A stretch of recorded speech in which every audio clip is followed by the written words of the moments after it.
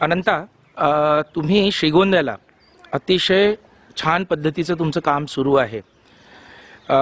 फासेपारधी जे एकंदरीत लोक आहेत त्यांच्या मुलांच्यासाठीचं जे काम तुम्ही जे उभारलेलं आहे ते खरोखरच अगदी कौतुकास्पद आहे.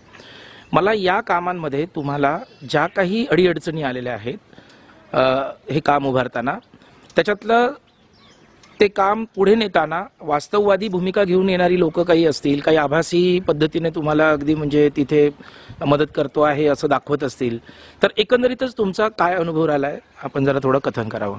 खरं तर बाबा आमटे संस्थेची सुरुवात 2008 साली झाली. संस्थेच्या कार्याची सुरुवात ज्यावेळी झाली त्या टायमाला पहिला प्रश्न हा जागेचाच होता. ते डॉक्टर गिरीश कुलकर्णी सर स्नेहालय यांच्या माध्यमातून तो जागेचा प्रश्न मिटला. कारण की ज्या टायमाला सगळ्यात मूळ असतं की माणसाला काम कशावर सुरू करायचंय, कोणत्या प्रश्नावर काम करायचंय, तर हा प्रश्न खूप महत्वाचा असतो. नुसतं भरकटल्यासारखं एका मुलाने अनाथ मुलांसाठी काम चालू केलं, एकाने वृद्धांसाठी काम चालू केलं असं नसतं. तर त्या भागातले त्या तालुक्यातले जे प्रश्न आहेत ते प्रश्नावर काम करणं गरजेचं असतं. जसं श्रीगोंदा तालुक्यामध्ये विशेषतः भटक्या विमुक्त समाजाचे खूप मोठे प्रश्न आहेत.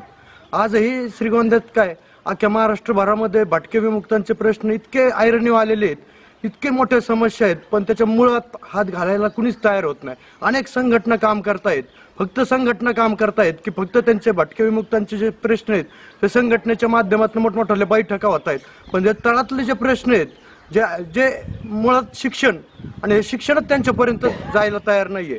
आज विचार केला तर खूप सभा होतात, खूप मोठे मोर्चे होतात, खूप पुढारी त्याच्यावर हातमले मारून घेतात की त्यांचा वापर करून घेतात, पण त्यांच्यावर काम करायला कोणी तयार नाही आणि तीच लोक त्यांच्या मागे पळत राहतात.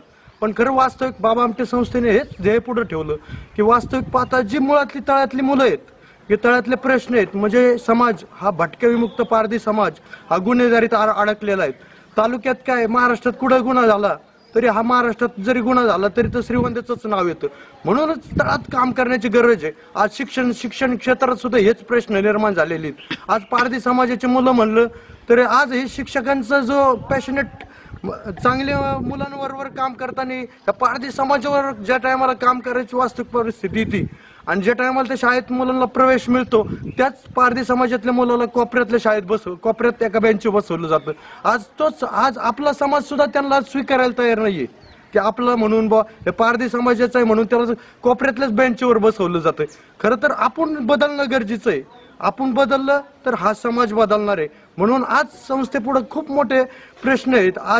आज तळात विचार केला तर आदिवासी शाळा खूप आहेत, महाराष्ट्रभरात आदिवासी शाळा आहेत, पण आज सारख्या बातम्या येत राहत आहेत की बाबा ह्या आदिवासी शाळेत संडास नाहीये, त्या आदिवासी शाळेमध्ये पाण्याची सोय नाहीये. खरं तर आमच्यासारख्या ज्या छोट्या छोट्या संस्था आहेत, ते 40-50 मुलांवर कामं करणाऱ्या संस्था आहेत, ह्या संस्थांना कोणतंही अनुदान नाहीये, पण आम्ही झोकून आज हे जुने कपडे गोळा करून आणतो. आम्ही आज धान्य 2-2 किलोमीटरवरून लोकांनी पायलीभर धान्य दिलं तर ते पायलीभर धान्य आम्ही गोळा करतो.